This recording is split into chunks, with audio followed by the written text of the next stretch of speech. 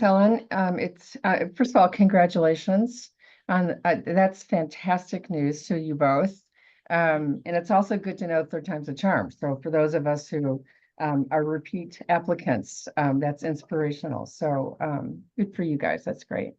Thank you. Can I share my screen? I just have a couple of quick slides. Can you see those? No? Yes, I Oh, see. yeah. Okay, great. Let me get it out of presentation mode if I can. Okay.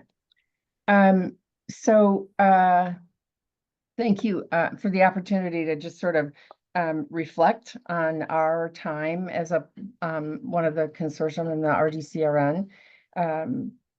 First of all, let me apologize. I have a cold and I only cough when I talk. So apologies if I have to go on mute to pop in a cough drop. We were approved in 2009. So our first grant year was starting in the federal fiscal year of 2010. And I just looking back, it seems hard to believe it's been that we're nearing that we've completed our 3 cycles. Before I start, I think I just want to give you a quick update on sort of what dystonia is for those of you. Some of you may have heard this and over the years in the presentations we've made, but dystonia is a neurological movement disorder that results in people having fixed or abnormal postures or uncontrollable movements. It can affect children as well as adults. We don't quite understand the source yet, although we have identified some forms of it are genetic, some result from trauma, some result from certain medications will result in a dystonia. We've made headway, but we still obviously have a lot of work to do. Many people are hearing the word dystonia for the first time when they're diagnosed. And a diagnosis can take 3 to 5 years, which is a horribly long time when you're in pain and not able to control your head posture, or you've got a twisting in the trunk, or you're not able to walk. But as awful as 3 to 5 years is, we do celebrate that because it's down from 5 to 8 years, which is where it was a couple of years ago. So we are starting to make some progress. So we're grateful for that. We had a bit of an unusual setup in that the Dystonia Medical Research Foundation, the organization for which I serve as the executive director, was actually an administrative center for the Dystonia Coalition. When we were written into the grant as a subcontract, and you can see here some of the things that we did for the coalition. We were happy to serve in this role. We were probably the only PAG that was really prepared to do this kind of work. We're the largest and the most established, oldest PAG in the dystonia community. This is just a quick glimpse of the duties that we had in this role. So we worked with the 40 different centers that were participating centers in the work of the Dystonia Coalition. We did all of the meeting organization and all of the admin around those kinds of things. We participated in the grant review for pilot projects and career development awards.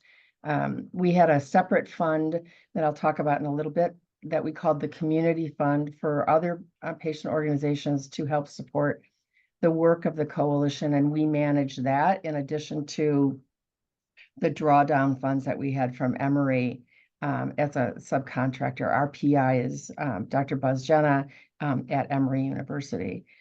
We also served on the Dystonia Coalition Executive Committee, which met every 2 weeks. And I'm the representative on the CPAG, and I was co-chair of the CPAG for some time. I think it's important to note that the DMRF did all of this work at no cost to the coalition. We did it because we really felt strongly about the work of the coalition and the need for as much of the money to go to the scientific projects as possible. But in hindsight, I think had we known how much work it was going to be, especially early on, setting up the structure. We might have wanted to talk about maybe some sort of modest offset to the cost, because it certainly turned out to be more than we thought it was going to. But nonetheless, we were pleased to be able to do it. There are 12 patient organizations represented now in the Dystonia Coalition. Some of them joined after that initial grant period, and some were founding members of the Dystonia Coalition. Throughout the years that we've been working together, we've enjoyed a really solid working relationship with all of our PIs. They've demonstrated a great deal of respect for the role of patient organizations. I would say we had a good relationship before the Dystonia Coalition was approved, and we have a much better relationship now. The patient voice has been represented in every project that the coalition has been involved in. And as I said, I served on the executive committee as the administrative liaison, and Ken Kuhlman from Dystonia International served as the PAG liaison. And both of us were consulted on every action that the coalition took. So I think that reflects a great deal of, again, respect that the PIs have for the patient organization. And as a result, we've been able to do more, I think, creative brainstorming about the kinds of things that we might want to do, or, for the community moving forward. So some of the things that the patient organizations have brought to the coalition are listed here. I want to just highlight a couple. For smaller patient organizations that don't have either the budget or the bandwidth to have their own standalone research program, the participation in the coalition allowed them to contribute and support research, which was really helpful for them, for their members. It helped them solicit new donors who were interested in supporting research, but because that organization didn't have a research program, they weren't contributing to them. And it also, I think, just gave a sense of ownership and being a part of this larger community, which I think is just really important for everybody who's involved in this. So also travel scholarships. I just want to emphasize this again. I talked about this during the meeting recently when we were talking about how to engage young investigators. Our patient organizations came together and supported young investigators, early stage investigators, to attend our annual meeting or other meetings that we were having in support of the coalition's work. I've heard from some of those young investigators that meeting was really a turning point for them, that had they not had the opportunity to attend, they probably would not have pursued Dystonia. And so it's something that it's a small investment financially, but a huge investment, I think, in human capital for people to really get exposed to some of the senior investigators in the community, and have an opportunity to meet with patient organizations if they've not had that kind of interaction before. So I strongly encourage those who are new to the RDCRN, and those of you who are not, maybe not so new, but have not considered a travel scholarship program, to think about developing one. And I'm happy to talk with you offline about how we've done that.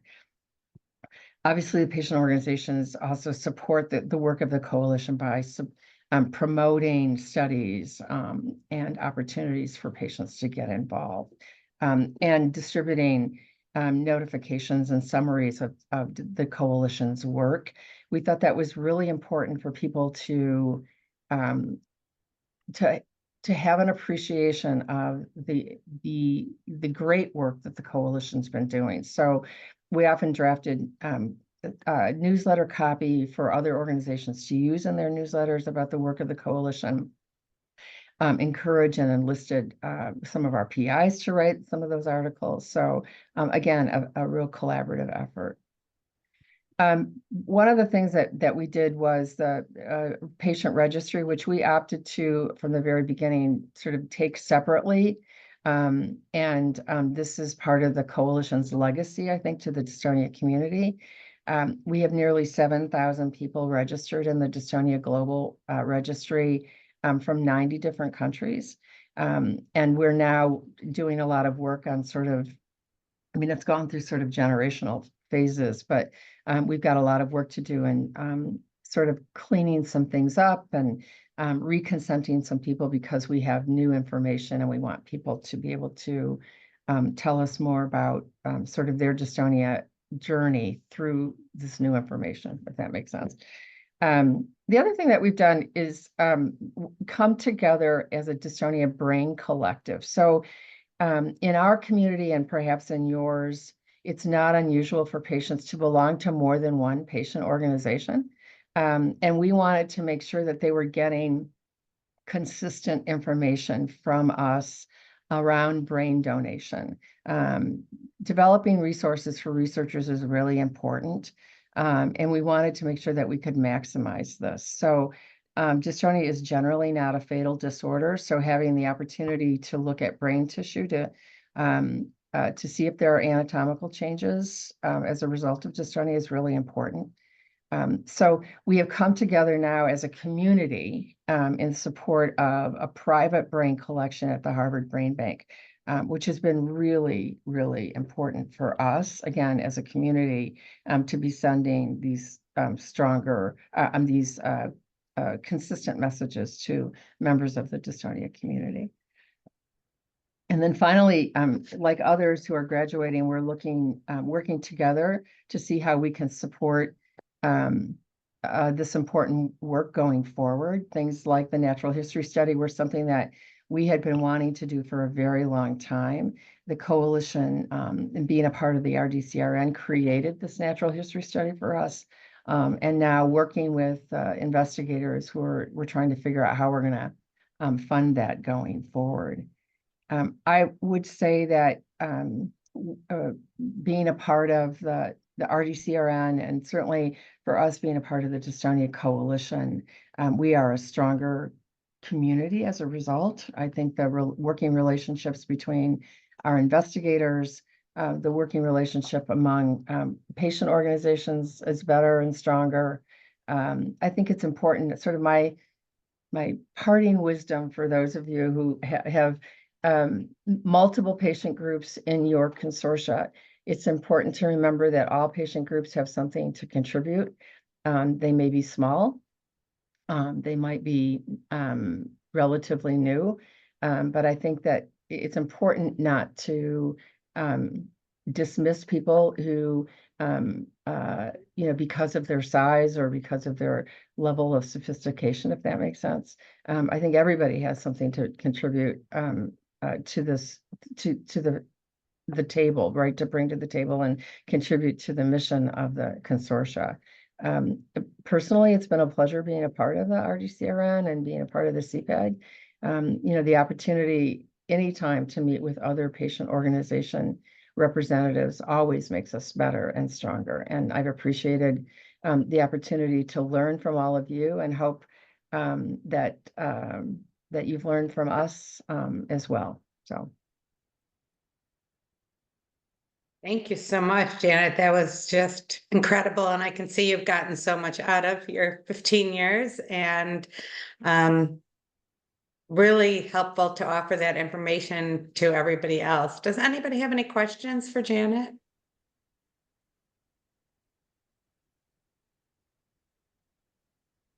Just speak up because I don't always see hands go up. So I have a question. I actually have a question, Janet. So I know that you said I believe there's a total of 12 PAGs within the consortium.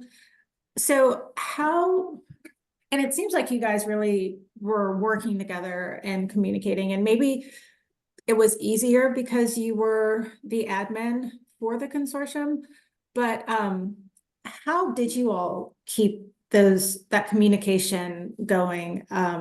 Did you have consistent meetings or any other types of consistent communication that helped everybody stay informed and connected? Yeah, thanks for the question, Raj. I think it's a good question. We did at least annually had a meeting of just our patient organizations with our investigators, so that they could hear from them firsthand and ask their questions. In addition to doing things like template articles for their newsletters and those kinds of things. You know, there were times we did have some newer groups join after the first, you know, in the early days, I think like 2011, 2012. And, you know, I think there was a little bit of sort of, we can build a better mousetrap, you know, kind of thing. And sort of dismissing some of the organizations that have been around for a while. And, you know, I think we all tried to just focus on why we were here. You know, we put patients first. So those of us who are in the more established groups, the ones that are older, really sort of supported one another, and just again reminding us that we were here to put patients first, because the support was really important to doing things like a natural history study and some of the other projects. I think, you know, advice to newer organizations who have great ideas, absolutely, they should be heard, they should be voiced. But I think you need to do it respectfully to those organizations that really you might be standing on their shoulders. You know, so we were able to navigate it eventually. I mean, there were some times when it was a little rough, but I think that the key word in your question, Raj, is really communication. And we really made an effort to make sure that everybody knew what was going on. Some of us participated in the executive committee meetings, as I mentioned, so that we were sort of in the informational loop a little more than others, but wanted to make sure that we operated as transparently as possible. And I think if we were to ask, I think people would feel as though we did. So I hope so anyway. Janet, were all of you pitching in financially too to help support this? Was it all like equal funding from every group, or every group did what they could? I think it was every group did what they could, right? So some organizations might actually co-fund completely a career development award, while other organizations might have provided more modest amounts. We didn't really focus on the amounts. We really focused on the fact that they were able to participate, and then helped them to celebrate it. Some of the more established groups really said, here's what you can do with those. You know, make sure you let your members know that you're funding research, make sure you put it in your newsletter, you know, those kinds of things to really sort of help them leverage that investment in research to help them move forward. Did everyone do their own thing, or did you, because you talked about one management fund, so did one? So if somebody were to, like, we had a group that provided $1,500 for support of a grant one time. Because we manage what we call the community fund, those funds were sent to the DMRF. They were kept in a separate funds that we had our auditors look at every year at our cost, just to make sure that everybody was really comfortable with, you know, when organizations sent us money for a purpose, it was used for that purpose. And then obviously we kept the drawdown from Emory as a subcontractor in a separate account as well. So, but the coalition is the one that did the review of the grants for pilot projects and career development awards. So every patient organization had the opportunity to have a representative of their medical and scientific advisory board on the review panel if they wanted to do that. Again, we really tried to cast the net as widely as possible so that people really felt ownership of the coalition and felt like they were a part of all of the activities, when possible, obviously, that were taking place. Hi, Ellen, it's Tina. I have a question. Janet, Yeah. Hi, Tina. So it's a really interesting model that you've been doing. I think it's really great. And I think other groups can really learn from it. It would be great if you documented it somehow or wrote a paper of how you really did this partnership and how it worked. Because I think it's a rare thing, but we would love to see it more often.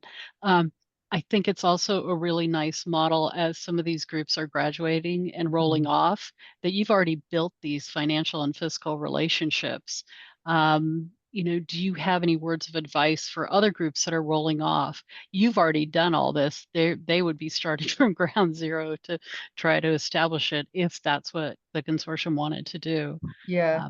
So I think I think it's going to sort of depend on sort of how they're going to structure their post RDCRN life, right? yeah, Because it's not clear right now. I think the community fund will obviously stay around because that's an opportunity for other organizations to contribute. The drawdown from Emory will not continue. Obviously, when our no cost extension runs out, those funds will have been exhausted. But I mean, I'm happy to talk with anybody about how we did it. I do think it's important. You know, going back again to Raj's question, I think the communication around it is really key, especially when you're dealing with money, because you want to make sure that the trust is there. I will say that the trust that was established between the many of the groups, the patient groups with the Dystonia Coalition, spilled over into other areas. And also we were able to build on relationships. We had done our advocacy work collectively for a couple of years before the coalition application was even submitted in 2009. So we had a basis from which to operate early on. And that was really helpful. But as other things have happened, we've been able to work together on educational materials, educational programs. We've done some collaborative educational programs as well. So it's nice to see that the collaborative efforts go beyond just the Dystonia Coalition. So, that's great. Thank you. Thank you. Yeah, Janet, could you talk a little bit more about your patient registry, when it was launched and how it was funded, how you got so many participants, and kind of what the interplay is with the natural history study? So the registry was launched in 2011, sort of the tail end. So let's call it 2012. It's a patient-reported registry. So we worked with our scientific committee of the Dystonia Coalition and sort of drafting the outline of all of it. We pay for it. The DMRF is the contractor signing the agreement for the the provider. We don't host it here, nor does any other organization host it. We just really wanted somebody else to be able to do all of the the many moving parts with the registry. So we ask organizations to contribute to it. And typically what happens is we get about 3 months of the year supported by other organizations, and then the rest of the cost for an annual fees really falls to the DMRF. So how we got so many people involved, I think it was we held a number of international symposium. We had one in 2011 and we really promoted it. And we were able to then really strengthen the relationships with the PAGs around the world through that meeting, but also through the work of the coalition. So they were also promoting it. Also, I think people recognize we just don't want to have independent registries. So if we can do this globally, then that will benefit everybody. We do have a lot of work. I mean, I'll fess up. There's a lot of things that we need to do with the registry to, I think, make it more functional. But it's worked pretty well so far. We'd like to do more with it. It's just a question of time, right? I mean, as I think we can all relate, we need about 3 more days in a week and about 5 more hours in a day. So once we figure that out, we'll be able to fine tune it the way we want it done. So. Did you use your registry to recruit for the natural history study?